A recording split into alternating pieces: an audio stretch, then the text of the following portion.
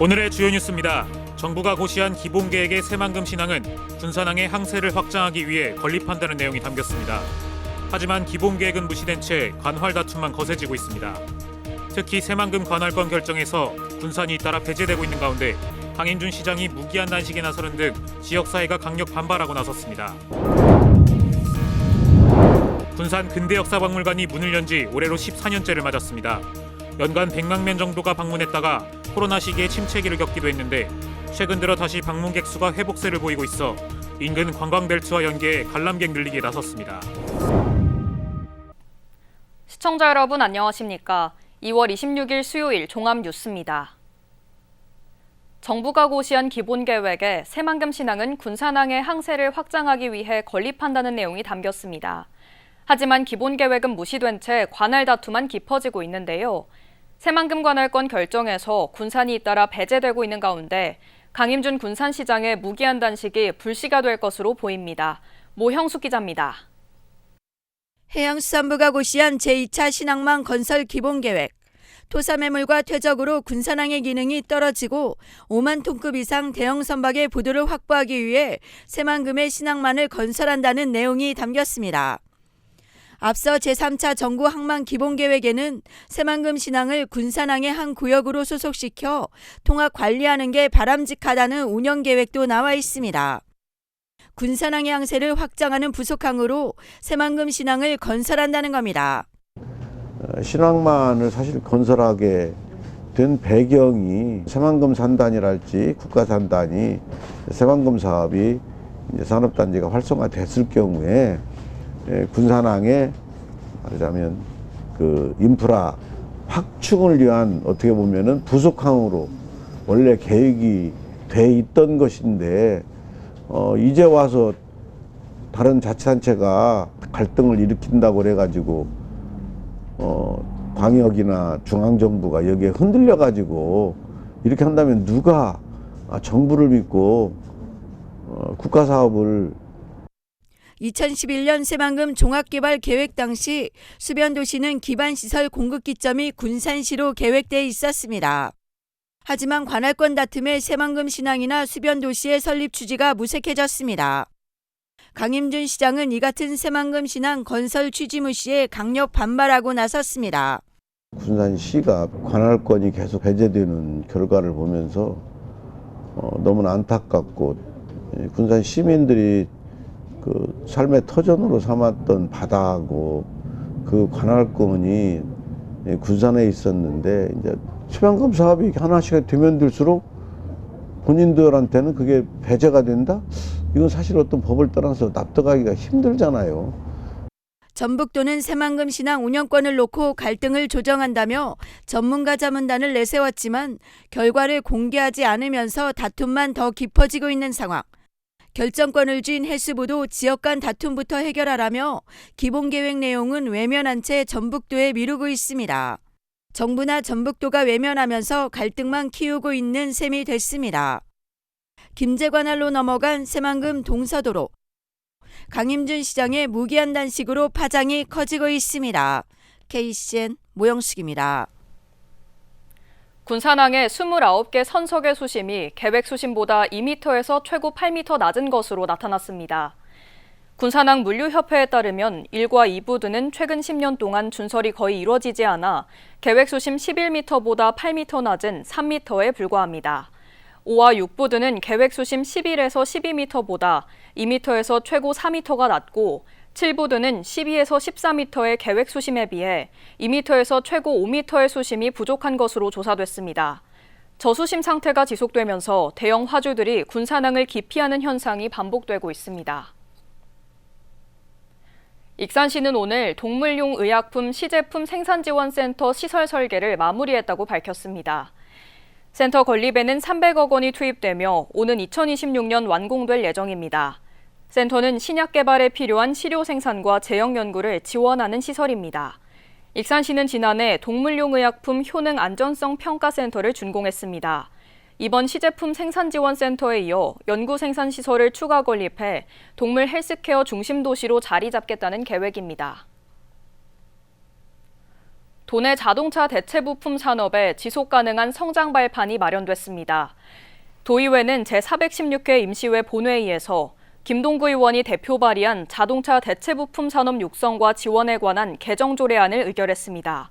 개정 조례안은 대체 부품 인증기관의 인증 활성화 지원과 품질 인증 부품에 대한 성능, 품질 조사 등을 담고 있습니다. 김동구 의원은 조례 개정으로 대체 부품 생산기업 직접화를 위한 근거가 마련됐다고 밝혔습니다. 전북 최대 현안인 대도시권 광역교통망 특별법안이 국회 심사 단계에서 또다시 보류됐습니다. 전북도는 재건축 촉진법을 둘러싼 여야 대치로 국토위 국토법안 소위가 무산되면서 오늘 열릴 예정이던 교통법안 소위 일정이 취소됐다고 밝혔습니다. 국토위는 다음 달 다시 심의하겠다는 방침이지만 윤석열 대통령 탄핵 심판이 예정된 만큼 법안 처리는 불투명합니다. 대광법이 개정되지 않을 경우 전북은 내년부터 11조 원이 투입되는 5차 대도시권 광역교통계획에서 제외됩니다. 새만금 농생명용지가 농지로 임대됩니다. 농림축산식품부는 500만 제곱미터의 새만금 복합곡물 전문 생산단지에서 대규모 영농 사업을 벌이기 위한 농지 임대 사업을 추진하기로 했다고 밝혔습니다. 이에 따라 다음 달 농업법인으로부터 사업 계획을 접수받을 예정입니다. 임대 사업은 농생명용지를 식량안보 거점으로 활용하기 위한 것입니다. 새만금 내측의 수위가 평균 해수면 이상이어도 안정성에 문제가 없다는 주장이 나왔습니다.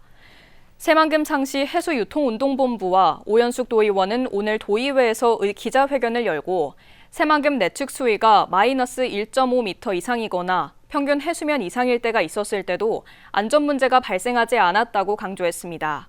특히 현재의 관리 수위 마이너스 1.5m를 유지하면서 새만금 내부를 개발하면 바다 생태계 파괴와 지구온난화로 피해가 더 커질 것이라고 주장했습니다. 그러면서 관리 수위를 올리고 상시해수 유통을 하면 용존 산소량이 3mg 이하로 줄어 수질 개선과 바다 생명력 회복의 효과가 있을 것이라고 역설했습니다. 오는 3월 5일 실시하는 제1회 전국 동시새마을금고 이사장 선거에 투표소와 선거인 수가 확정됐습니다. 전북선거관리위원회는 투표소 24곳과 선거인 수 66,021명을 확정하고 투표 안내문을 발송했다고 밝혔습니다. 선거인은 선거인 명부 열람과 이의신청 등 절차를 거쳐 확정됐습니다. 선거인은 선거 당일 오전 7시부터 오후 5시까지 해당 금고관 아래 투표소에서 투표하면 됩니다. 군산근대 역사박물관이 문을 연 지 올해로 14년째를 맞았습니다. 연간 100만 명 정도가 방문했다가 코로나 침체기를 겪기도 했는데요. 최근 들어 다시 방문객 수가 회복세를 보이고 있습니다. 군산시는 전시 프로그램을 다양화하고 인근의 관광벨트와 연계해 다시 연간 방문객 늘리기에 나섰습니다. 박예린 기자입니다. 군산 근대 역사박물관입니다. 선조들의 배움과 가르침 기획 전시와 해양물류 역사관 등 다양한 전시 콘텐츠가 마련되고 있습니다. 우리나라 역사의 시초에서부터 군산의 역사를 알 수 있었고요. 특별히 군산이 군산도, 선유도라고 하는 곳에서 유래하였다는 것, 그리고 군산이 가지고 있는 해양 물류 자원의 여러 가지 정보, 자료들을 볼 수 있었던 것 같습니다. 박물관은 2011년 11월 개관하여 첫 해 29만 명에 이어 2016년에는 100만 명을 돌파했습니다. 이후 한 해 평균 비슷한 수준을 유지하다가 코로나19가 확산된 2020년부터 3년간은 평균 30만 명을 넘지 못했습니다. 하지만 이제 다시 기지개를 켜고 있습니다. 지난 2023년 52만 2천여 명으로 늘었고 지난해에는 60만 명을 육박했습니다. 엔데믹 이후 관람객 수가 다시 회복되고 있는 것입니다. 군산시는 방문객 회복세에 따라 연간 100만 명 넘기기에 집중하기로 했습니다. 이를 위해 올해 다양한 전시 행사 진행과 SNS와 블로그 홍보를 진행하기로 하는 등 관람객 유입책을 강화할 계획입니다. 지금 25년도에는 한 70만 명을 목표로 해서 다양한 전시 행사와 그리고 체험, 학습, 또 이제 수학여행 이제 오시는 학생들 분들도 있어가지고 조금 적극적으로 홍보를 좀 하려고 노력하고 있습니다. 전국 공립 5대 박물관으로 선정되기도 했던 근대역사박물관. 연간 방문객 100만 시대를 열기 위해 전시와 체험 등 프로그램을 강화하고 나섰습니다. KCN 박예린입니다.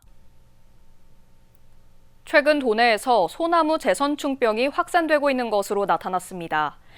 전북도는 군산과 익산 등 도내 12개 시군에서 소나무 재선충병이 확인돼 피해가 증가하고 있다고 밝혔습니다.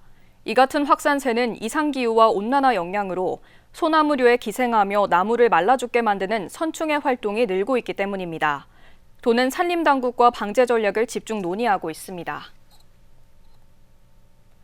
세계에서 처음 검출된 신종 마약류가 도내에서도 유통된 것으로 확인됐습니다.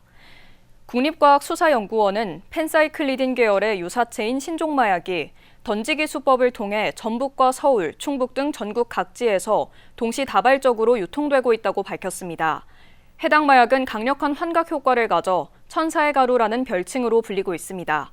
국과수는 신종 마약류를 유통 첫 단계에서부터 원천 차단하고 관련 법과 제도 개선에 나설 방침입니다.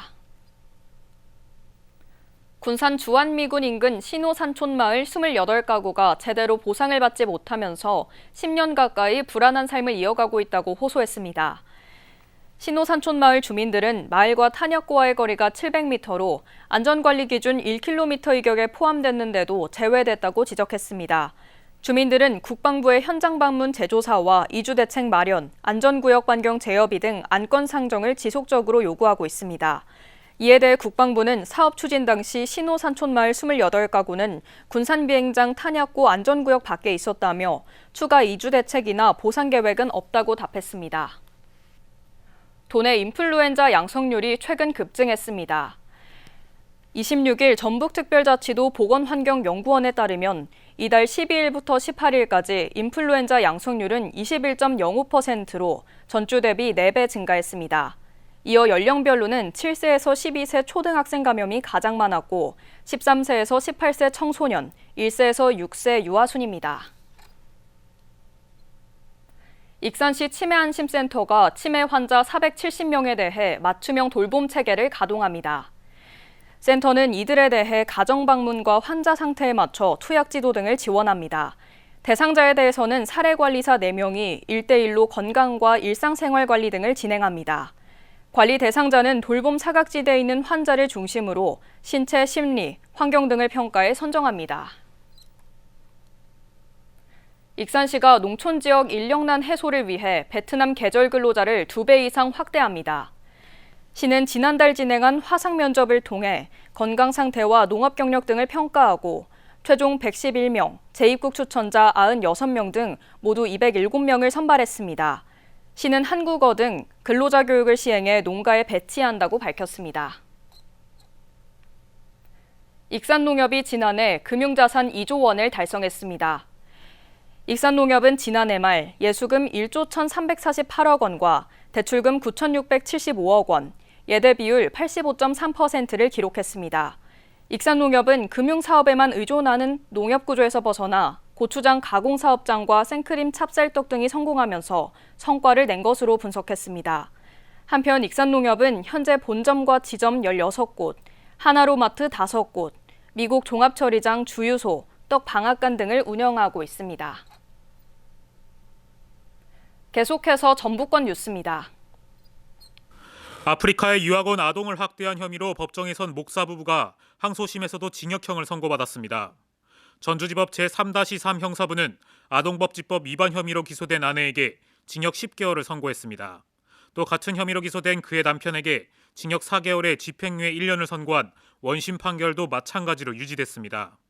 이 부부는 아프리카에서 선교센터를 운영하면서 7세 아동을 신체 정서적으로 학대한 혐의로 기소됐습니다. 전북특별자치도 교육청이 미국 시애틀 한국교육원과 국제교육 교류를 추진합니다. 전북도교육청은 서교석 교육감이 시애틀 한국교육원 이용욱 원장과 온라인 회의를 통해 한국어 기반의 국제교류 활성화 방안을 논의했다고 밝혔습니다. 국제교류 활성화 사업은 한국어를 기반으로 한 글로벌 인재 양성을 목표로 양 지역의 학생과 교원이 언어, 문화, 교육 프로그램을 교류하는 사업입니다.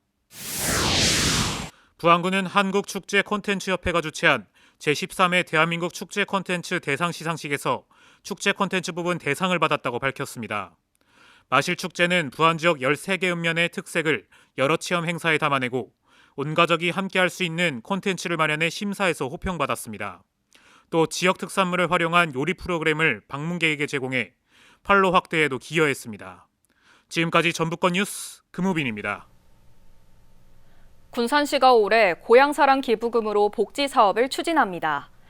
시는 고향사랑 기부 운동심의회를 열어 다자녀 가구 차량 무료 대여와 새들 어린이 놀이공원을 조성하기로 했습니다. 군산 고향사랑 기부금은 지난해 목표액의 166%인 2억 9천만 원을 모금했습니다. 시는 고향사랑 기부를 더 많이 모금하기 위해 주요 관광지와 공영시설을 무료 입장할 수 있는 기부자 예우제를 실시하기로 했습니다. 군산시가 해양관광 상품을 개발하기 위해 관광 관련 기관과 업체 팸투어를 가졌습니다. 지난 25일 진행된 팸투어에는 한국관광공사 전북지사, 전북특별자치도 문화관광재단 등 관계자 20명이 참석했습니다. 이들은 말도, 명도, 방축도 트레킹 코스를 돌아보며 해양관광 콘텐츠를 발굴하기로 했습니다. 또 지역 특화 기획 행사를 열고 온 오프라인 홍보를 하기로 했습니다. 익산 예술의 전당과 교육지원청이 예술공연 프로그램을 진행하기로 했습니다. 두 기관은 업무 협약을 맺고 예술공연과 교육활동을 연계한 공동사업을 벌이기로 했습니다. 예술의 전당은 공연과 행사를 기획 운영하고 교육청은 참여학교 등 행정지원을 하게 됩니다. 군산수협이 지난 25일 수협지곡동 지점 이전 개점식을 갖고 새롭게 출발했습니다. 군산수협은 군산에서 상호금융 8개 점포를 운영했지만 어려운 경제 여건 대응과 금융 활성화 방안 마련을 위해 수송동과 지곡동 지점을 통합해 지곡동 지점으로 이전하게 됐다고 밝혔습니다. 지곡동 지점 인근은 11,000세대의 공동주택이 들어설 것으로 계획돼 새로운 주민거점 단지로 선장할 전망입니다. 국립군산대학교가 교육부 교육국제화 역량 인증대학에 9년 연속 선정됐습니다. 군산대는 교육국제화 역량 인증제 평가를 받아 학위과정과 어학연수 과정에서 모두 인증대학에 선정됐다고 밝혔습니다. 이에 따라 비자 발급 절차 간소화와 해외 한국유학 박람회 인증대학 우대 참여, 교육부 공식 사이트를 통한 대학 소개 등의 혜택을 받게 됩니다. 이번 인증의 유효기간은 오는 3월부터 내년 2월까지입니다. 다음은 우리 동네 소식입니다.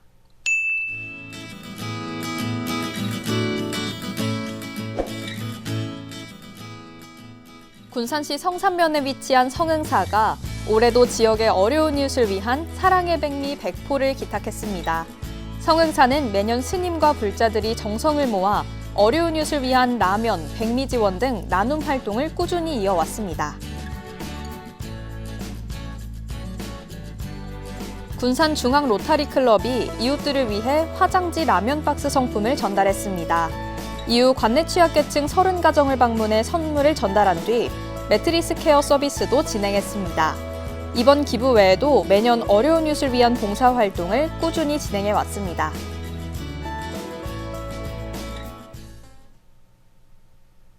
이어서 내일의 날씨입니다.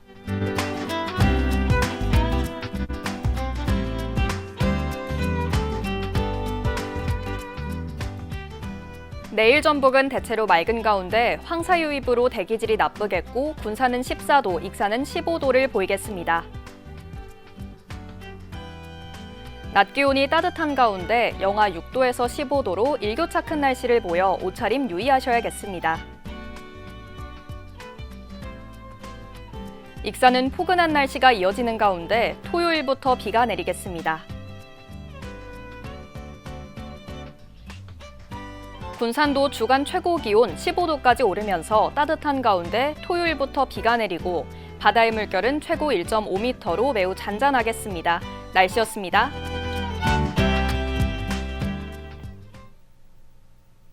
이상으로 KCN 종합뉴스를 마칩니다. 정확한 보도로 늘 함께하겠습니다. 시청해주신 여러분 고맙습니다.